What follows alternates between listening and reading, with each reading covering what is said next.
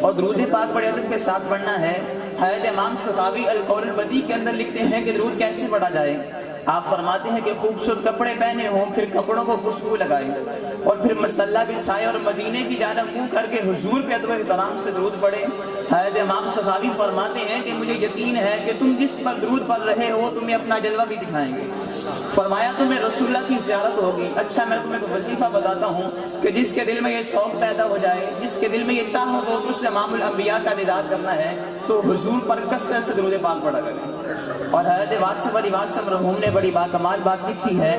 آپ فرماتے ہیں کہ جو درود پڑھتے ہیں وہ دوزخ میں نہیں جا سکتے، جو درود پڑھتے ہیں وہ دوزخ میں نہیں جا سکتے۔ نیچے آپ نے دلیل لکھی ہے۔ آپ فرماتے ہیں کہ درود نبی کے چاہنے والے پڑھتے ہیں، جس کے سینے میں محبت رسول ہوگی درود وہی پڑھے گا۔ آپ فرماتے ہیں کہ درود آج کے رسول پڑھتے ہیں، اور ایسا ہو نہیں سکتا کہ رب اپنے حبیب کے چاہنے والوں کو دوزخ میں ڈال دے۔ اللہ اکبر۔ ایک شاعر نے بڑے باکمال قصے لکھے ہیں، قلم توڑ کے رکھ دیا۔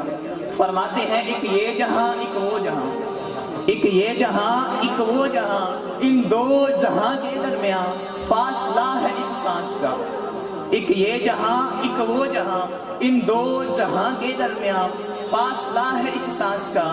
جو چل رہی تو یہ جہاں، نہ چلے تو وہ جہاں، پھر ان سانسوں کی مالا میں موتی پرولو درود کے، پھر ہو یہ جہاں یا وہ جہاں، ساتھ ہوں گے تاجدار۔ اللہ اکبر۔ درود کی بڑی برکتیں ہیں۔ بلکہ کسی نے حضرت اقبال سے پوچھا، اقبال نہ تیری داڑھی، نہ کوئی ایسا عمل جو ہم سے چھپا ہو، لوگ تجھے حکیم الامت کہتے ہیں۔ حکیم الامت بہت بڑا ٹائٹل ہوتا ہے۔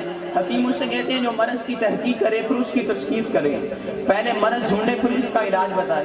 تو کہا اقبال نہ تیری داڑھی، نہ کوئی ایسا عمل جو ہم سے چھپا ہو، لوگ تجھے حکیم الامت کہتے ہیں۔ تو یہ بزرگوں کا مزاج ہوتا ہے، یہ اپنی نیکیاں لوگوں سے مخفی رکھتے ہیں۔ تو حضرت اقبال فرماتے یہ کرم ہے ان کا، ورنہ مجھ میں تو کوئی ایسی بات نہیں۔ کہا نہیں اقبال، کوئی عمل تو تیرا بھی ہوگا۔ تو حضرت اقبال فرماتے میں نے حضور کی بارگاہ میں 1.25 کروڑ مرتبہ درود پاک کا نذرانہ پیش کیا ہے، کہ اسی کی برکتیں ہیں۔ اور جو درود پڑھتے ہیں اللہ ان کی زبان کو لطافت بخشتا ہے۔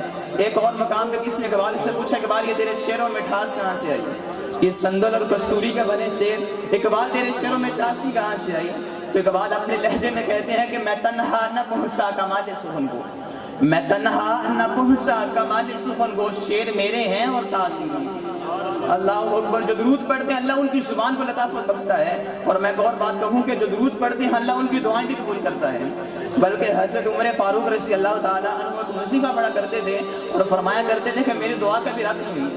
تو کہا حضرت کون سا وظیفہ پڑھتے ہیں کہ آپ کی کبھی دعا رد نہیں ہوئی؟